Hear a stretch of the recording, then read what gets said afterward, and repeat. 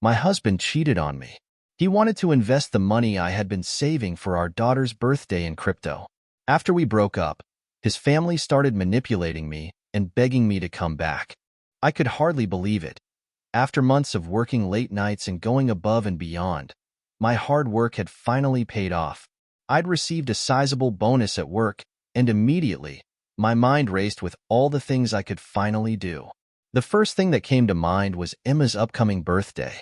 She was turning 12, and I wanted to make it a memorable day. I set aside a chunk of the bonus, envisioning a small celebration at her favorite place, a new bike she'd been eyeing, and maybe even a weekend getaway for just the two of us. But then there was Adam. Adam and I had been together for nearly 5 years. When we first met, he was charming, full of ideas, and always talked about wanting to make it big. I fell for that ambition, but over the years, it turned into one risky scheme after another. Most of his ideas never panned out. They were all sure things until they weren't. Yet, this time, he seemed more insistent than ever. He was convinced that his new business idea, something involving crypto trading, a field he barely understood, was going to make us rich. Just hearing him talk about it set off alarms in my mind. One evening, after I'd made plans for Emma's birthday celebration, I mentioned it casually over dinner.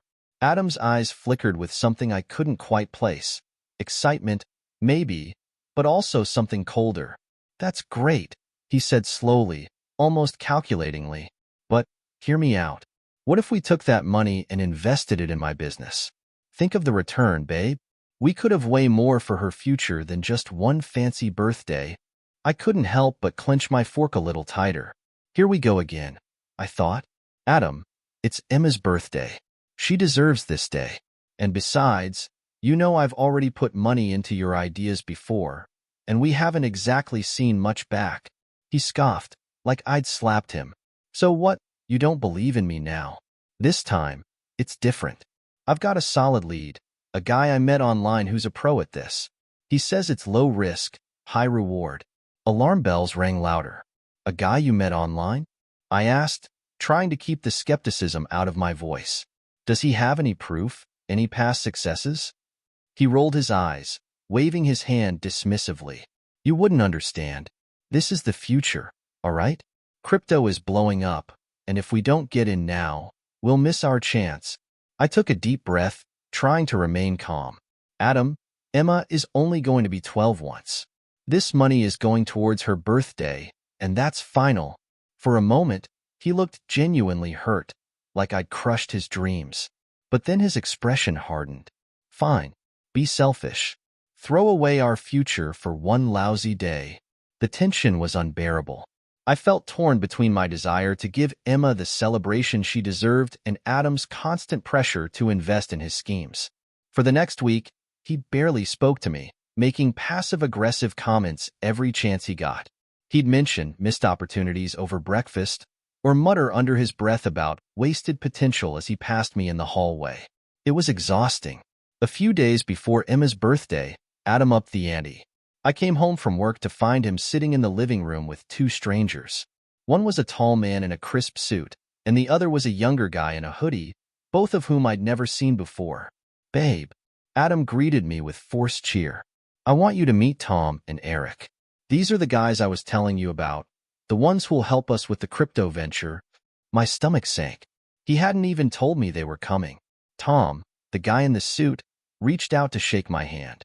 "I hear you're a bit skeptical about crypto," he asked, his smile too smooth for comfort. Eric, the younger guy, just nodded, barely looking up from his phone. I forced a polite smile, trying to hide my irritation. "It's not that. Well, I'd need to see some real numbers, some success stories." Tom chuckled, glancing at Adam. "She's got a good head on her shoulders, this one. Don't worry, ma'am. We're not here to pressure you. Just want to show you the potential." They launched into a long-winded explanation of blockchain, coins, and investments, throwing around terms I barely understood. The more they talked, the more uneasy I felt. There was something too slick, too rehearsed about their pitch. I could tell they'd given it dozens, maybe hundreds, of times before. When I tried to voice my concerns, Tom just smiled, nodding as if humoring a child. "Look," I said finally, I'm really just trying to plan my daughter's birthday. This is a big day for her, and I don't want to gamble that away. Eric looked up for the first time, eyes narrowing. It's not gambling. It's investing. There's a difference. His tone was condescending, like he was explaining something to a stubborn child. I'd had enough. Thanks for coming, but I don't think this is the right time. After they left, Adam exploded. Why are you so against me? They came all the way here for you, to show you this opportunity, and you threw it back in their faces. I stood my ground. Adam, I'm not putting Emma's birthday money into something I don't understand. I've already lost enough supporting your other projects. He looked at me, his face a mix of anger and desperation. You don't believe in me at all, do you? I took a deep breath. It's not about that. It's about priorities. Emma deserves this birthday. She's been through a lot, and I'm not about to disappoint her. Adam stormed out, slamming the door behind him. He didn't come home that night, and when he finally returned the next morning, he looked exhausted, like he hadn't slept at all. He didn't say a word, just went straight to bed. The next few days were tense, but I tried to focus on Emma. I ordered the cake, arranged the decorations, and made reservations at her favorite restaurant. Despite Adam's silence, I felt a sense of peace, like I was finally doing something right. But the day before the party, I noticed something odd in our bank account. A large sum of money had been transferred out, almost the exact amount I'd set aside for Emma's birthday. My heart pounded as I scrolled through the transactions, dread creeping in. Confronting Adam later, I could barely keep my voice steady. Did you take money from our account? He avoided my gaze, shuffling his feet. I told you it was a sure thing. I just borrowed it. We'll get it back and then some. I was speechless. He'd gone behind my back, taking Emma's birthday money without even asking. All the work, all the planning, it was gone in an instant. I felt betrayed, like a knife had been twisted in my back. But Adam, this was for Emma. You knew that. He finally looked at me, guilt in his eyes, but there was also defiance. I'm doing this for us, for her future. Don't you get that? I shook my head, tears stinging my eyes. No, Adam, you did this for yourself. And now, I don't even know if I can trust you. After the fiasco with Emma's birthday money, Adam and I were barely speaking. There was a palpable tension between us, something neither of us wanted to confront. But that didn't mean he'd slowed down with his so-called business ventures. In fact, he seemed busier than ever. He started mentioning an upcoming business trip, one that seemed to come out of nowhere and had a vague itinerary. The timing was suspicious, but I told myself I was overreacting. After all, I trusted this man enough to share my life with him. But a part of me couldn't shake the feeling that something was off. As the trip approached, he was glued to his phone more than ever, his face constantly lighting up with notifications that he was quick to hide. I could tell he was exchanging messages, even if he wasn't about to tell me with whom. One night, I caught a glimpse of a name flash across his screen before he swiped it away. Kate. My stomach dropped. I remembered her from a party we'd attended a year ago, one of his former coworkers, a stunning woman with a laugh that seemed to linger in every room. Who's Kate? I asked, trying to sound casual. He barely looked up from his phone. Just a friend, he said, too quickly. Do you usually message your friends late at night? He scowled, looking annoyed. Are we really doing this now? I thought you trusted me. That word, trust. It felt like a slap, but I decided to let it go, at least for the moment. He left for the trip 2 days later, and although he'd promised to call, the calls were sporadic, short, and oddly timed.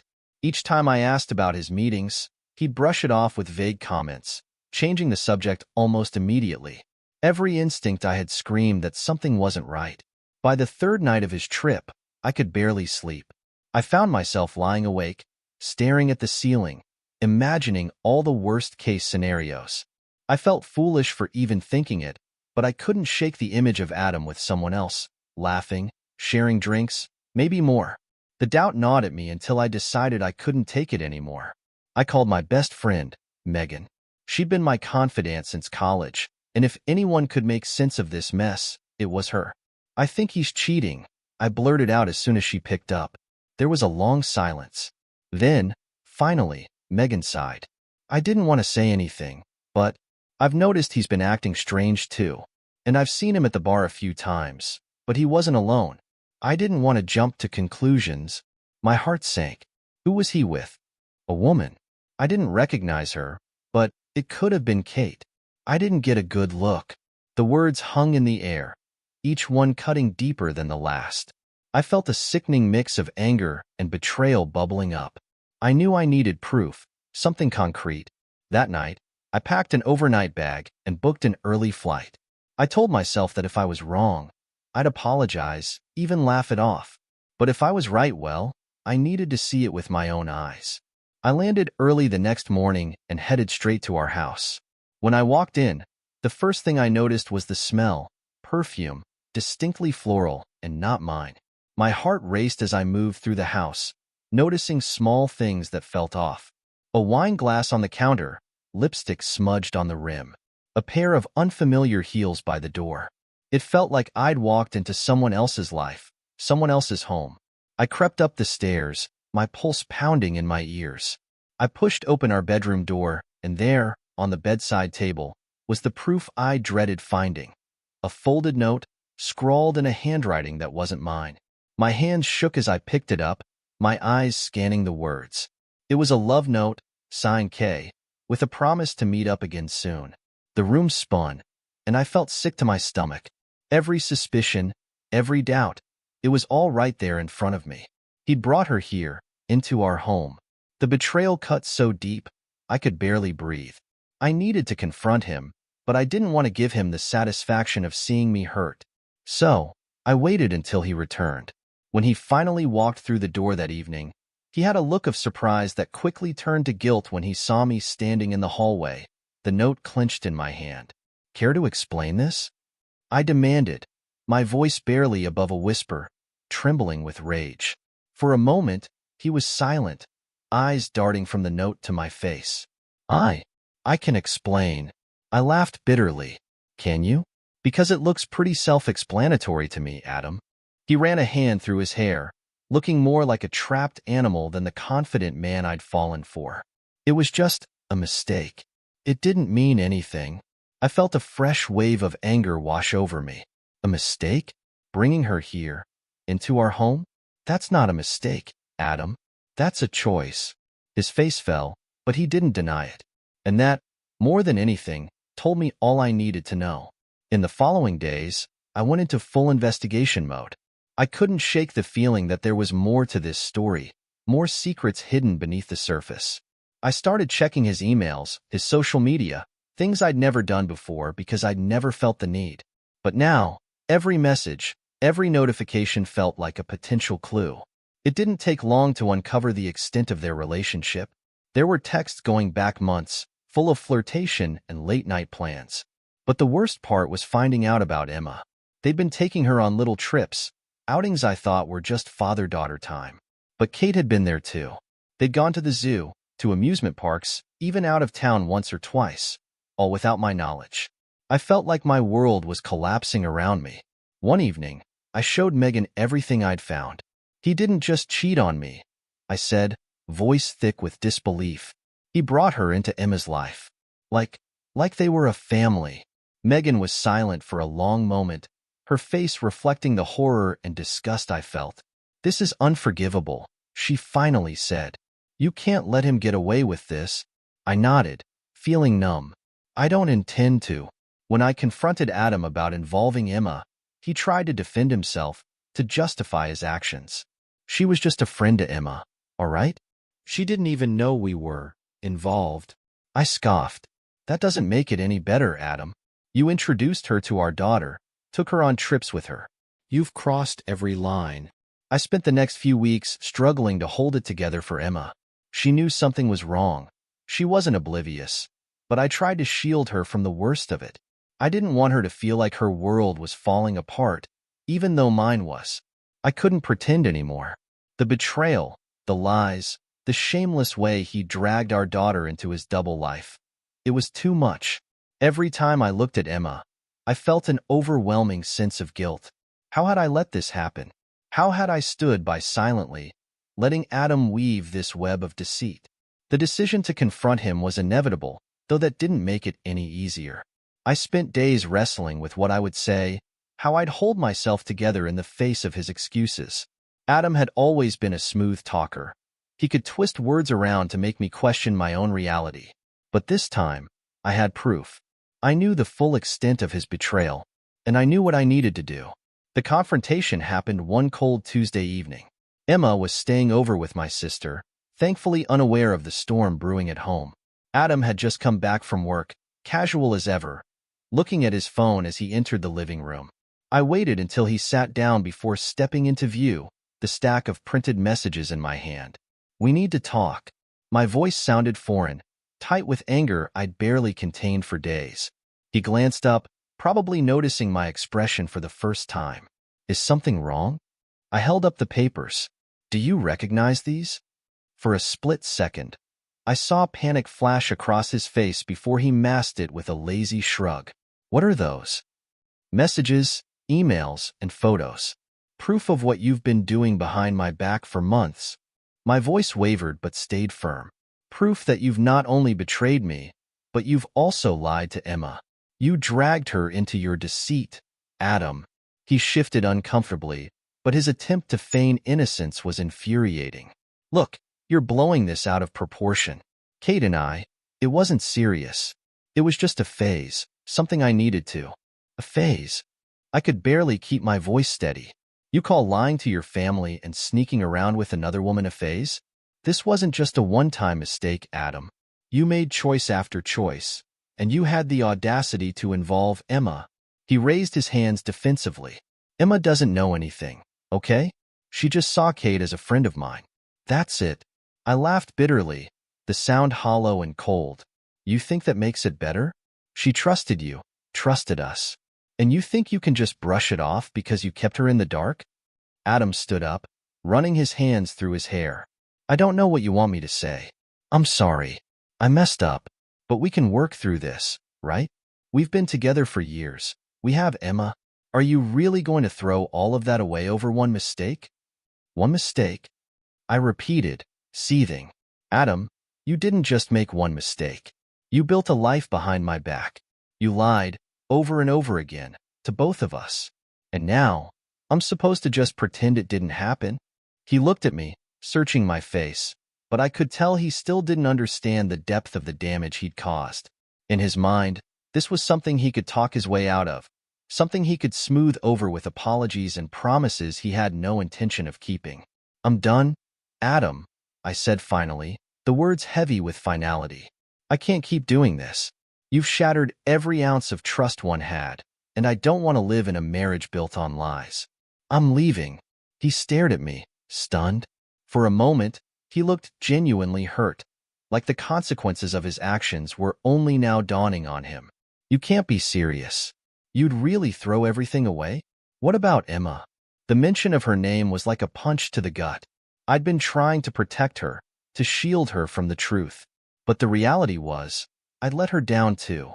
I'd stayed silent for too long, giving him the space to drag her into his twisted games.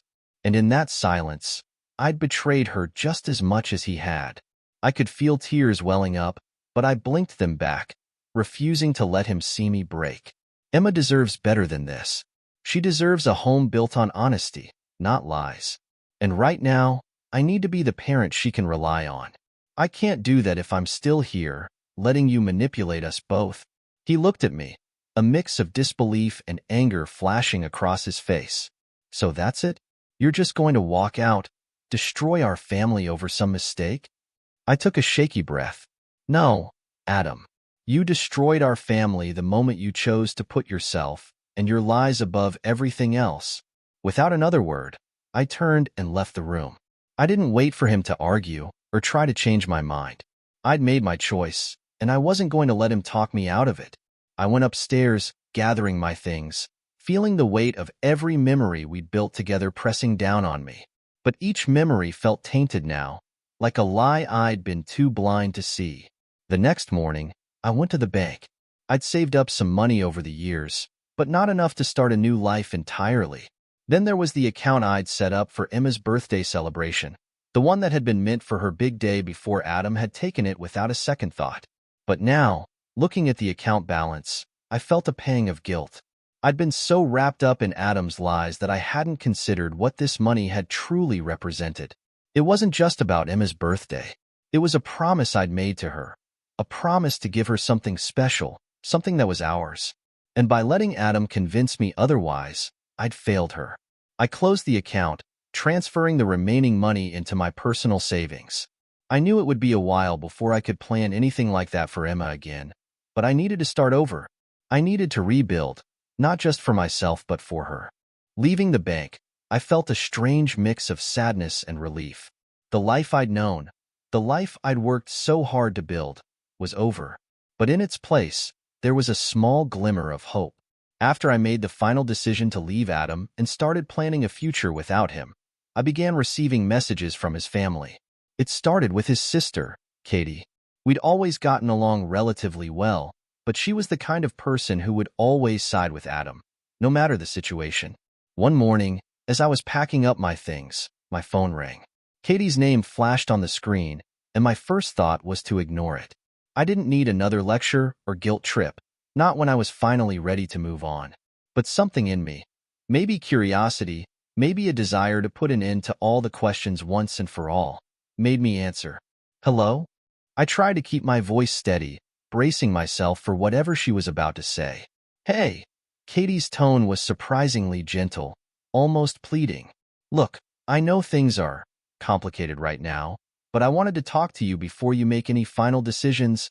I sighed, holding the phone tighter. Katie, I think it's a little late for that. Your brother made his choices, and I'm done being the one who has to pick up the pieces.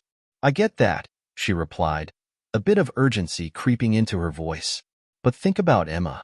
She's caught in the middle of all this, and she doesn't understand why everything is changing so fast. She adores you. Please don't punish her for Adam's mistakes. The mention of Emma's name made my heart clench. It wasn't that I didn't care. I loved her deeply, like my own child. But the wounds Adam left were too raw, and I couldn't see a way forward without constantly being reminded of his betrayal. I'm not trying to punish her, Katie, I said, barely able to keep the frustration out of my voice. But I have to think about myself, too. I can't keep pretending that everything's fine when it's not. And Emma, she's better off without the constant tension. There was a pause, and I thought for a moment that maybe Katie understood. But then she spoke again, her tone more insistent. At least don't cancel the holiday plans. It would mean the world to Emma. She's been talking about it nonstop, and I think she really needs something to hold on to right now. I bit my lip, torn. The holiday had been planned months ago, a chance for all of us to spend time together as a family. But now, it felt like a mockery of what we'd been through. Every time I thought of celebrating anything, it only reminded me of the lies Adam had spun around us. I just don't think I can go through with it, I admitted, feeling the familiar ache of guilt and frustration settle in. I don't want to put on a happy face and pretend everything is okay. Katie sighed on the other end of the line. Look, you don't have to do this for Adam. Do it for Emma. She's already had so much taken away from her. Let her have this one thing. As I listened, I felt the anger simmering under my skin. Why was it always up to me to hold things together, to be the one who sacrificed? Adam had created this mess, yet here I was, expected to pick up the pieces for his sake. No, Katie, I said, surprising myself with the firmness in my voice. I've done enough pretending. If Adam wants to give her a holiday, he's welcome to try. But I'm done covering for him. I'm not going to keep helping him just so he can continue this facade. Katie was silent for a long moment. Finally, she spoke, her voice tinged with disappointment. I didn't think you'd be this selfish. That word hit like a slap in the face, but I forced myself to stay calm. Selfish? Katie, I've spent years putting Adam's needs above my own, pretending that everything was fine, even when it wasn't. If protecting my sanity and choosing honesty over lies is selfish, then so be it. I ended the call before she could respond, the anger still burning inside me. The days after I left Adam were some of the hardest I'd ever faced, but they were also the most liberating. I no longer had to tiptoe around his moods or live in the shadow of his lies. I'd found a small apartment on the other side of town where Emma and I could start over. But in the quiet of those first nights, the reality of our situation began to sink in. Everything had changed, and not just for me. As I started my new life, word began to filter back to me about what was happening with Adam. I heard from friends and even some of his family, each of them bringing fresh tales of the fallout he was facing. The most shocking came from Megan, who called me one night, barely able to keep the excitement out of her voice. "You won't believe this," she said, laughing. "Kate dumped him." Just like that, gone. A strange mix of emotions washed over me. I'd half expected it, but the confirmation was still jarring. "So, she just left?" Megan scoffed. "Oh, yeah." As soon as she realized he had nothing left to give her. No money, no stability, just a mess he created himself. Turns out, she wasn't interested in playing the supportive girlfriend. I shook my head, almost feeling sorry for him. Almost. Well, he wanted the thrill of an affair. Guess he got what he wanted. But while Adam's personal life was unraveling, his relationship with Emma was crumbling too. I tried to shield her from the worst of it, but she was old enough to understand that things had changed drastically.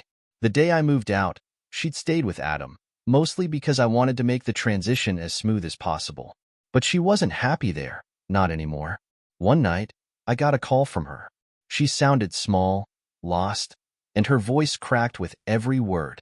"Mom," she whispered, trying not to cry. "Can I come stay with you?" "Dad, he's just different now."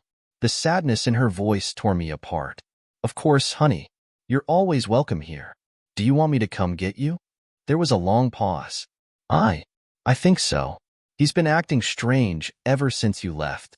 He's either angry or really quiet, and he hardly talks to me anymore. I don't feel like he's my dad anymore." It was clear that the weight of his actions was finally bearing down on him, but instead of handling it like an adult, he'd withdrawn, leaving Emma to deal with the fallout alone. That was the final straw for me. I picked her up that night, and she settled into the spare bedroom, curling up under the blankets like she was hiding from the world.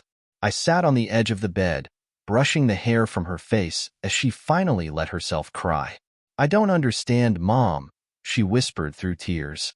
"Why did Dad have to do all of this? Why couldn't he just be there for us?" I didn't have a good answer. Sometimes people make mistakes, big ones. And sometimes those mistakes change everything. In the weeks that followed, Emma grew quieter, more withdrawn. She barely spoke about her father, and when she did, there was a bitterness in her voice that I'd never heard before. It broke my heart to see her so hurt, to see the light in her eyes dimmed by his actions. Meanwhile, Adam's life continued to spiral. Without me to cover for him financially, he struggled to keep up with the bills. The business ventures he'd sunk his time and money into were crumbling, one after another. He reached out to me a few times, each message more desperate than the last. At first, he tried to blame me, accusing me of leaving him when he needed me most. But as time passed, the messages became pleas, asking for just a little help to get back on his feet. But I knew that helping him now would only enable him further. He needed to face the consequences of his actions, to understand that there was a price to be paid for his choices. One evening, I heard from his sister, Katie, again. She'd been one of the few in his family who tried to stay neutral, but now even she was losing patience. "You know he's falling apart, right?" she said, a hint of accusation in her voice. I took a deep breath, holding back the flood of emotions her words triggered. "Katie, I didn't make these choices for him. He did this to himself." "I know," she admitted, "but he's our brother. We never thought it would come to this." Neither had I. But there was no going back now. As the months passed, Emma adjusted to her new life with me. We rebuilt, slowly, creating new routines and finding joy in small things. I could see her healing, even if there were scars that might never fully fade. And while part of me felt a pang of regret for what we'd lost, I knew that we were better off now, free from the lies and betrayal that had once defined our lives. Adam was left with nothing, isolated and alone, a hollow echo of the man he'd once been. And though it was a painful journey, I finally found a sense of peace, knowing that Emma and I had a chance at a better, brighter future. One built on trust, honesty, and a hard-earned freedom. In the months after I left Adam, I felt a quiet calm settling over my life. The turmoil and constant tension that had once defined my days were gone. Now, it was just Emma and me, and we were finding our way, slowly but surely. There was a strange relief in the emptiness he'd left behind, a chance to rebuild on my own terms. I threw myself into creating a new home for Emma.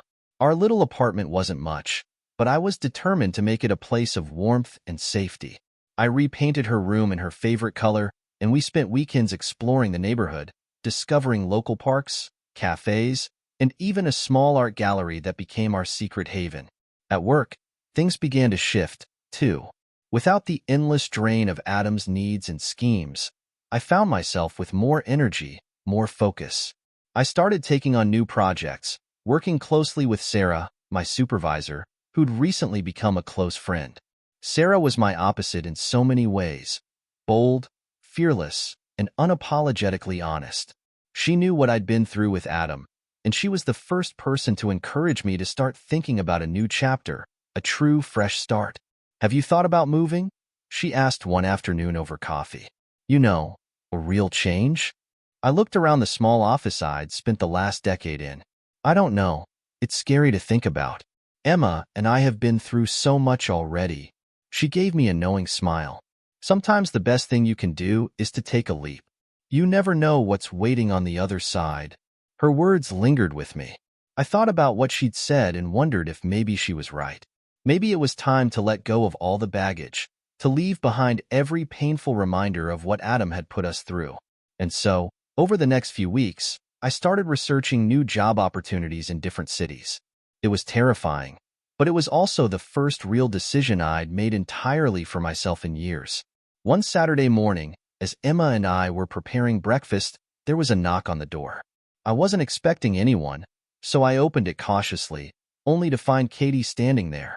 She was visibly uncomfortable, fidgeting with her bag and casting nervous glances around the apartment.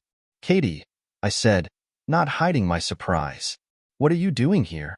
She forced a smile. "I thought I'd drop by, see how you and Emma are doing."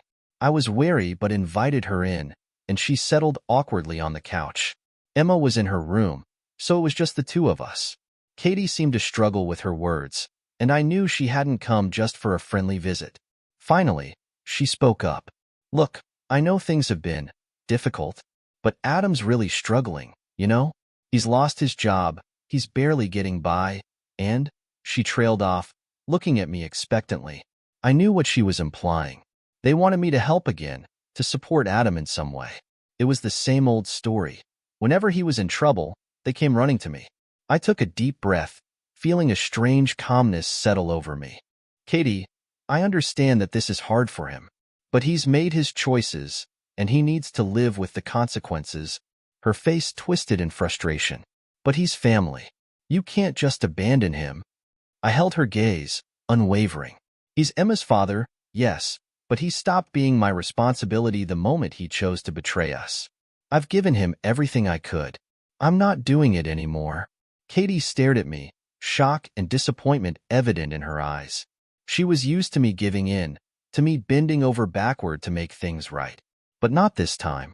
"I don't know who you are anymore," she whispered, her voice laced with accusation. I met her gaze calmly. "I'm someone who finally knows her own worth." She left shortly after that, but her visit only reinforced my resolve.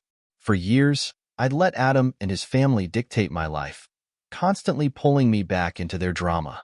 But I was done. This was my life now, and I was determined to protect it. A few weeks later, I received a job offer in a different city, a fresh start that would allow Emma and me to leave everything behind. It was a position I'd only dreamed of, and it felt like the universe was giving me a sign. When I told Emma, she looked at me with wide, excited eyes. "Really? We're moving?" she asked, barely containing her excitement. I nodded, smiling as her enthusiasm lifted my spirits. "Yes, sweetheart. It's a new adventure, just for us." The day we left, I felt a strange mix of sadness and relief. There was a part of me that mourned the life I tried so hard to build, but it was overshadowed by the anticipation of what lay ahead. I'd spent too long holding on to things that were never truly mine to keep. As we drove out of town, I glanced in the rearview mirror, watching the city fade into the distance. Emma was in the back seat, chattering excitedly about her new school, her new friends. I felt a surge of gratitude, a deep sense of peace that I hadn't felt in years. This was our fresh start, a new beginning, free from the shadows of the past. And this time, I was determined to live my life on my own terms, with no one else's baggage weighing me down. For the first time in a long time, I felt free.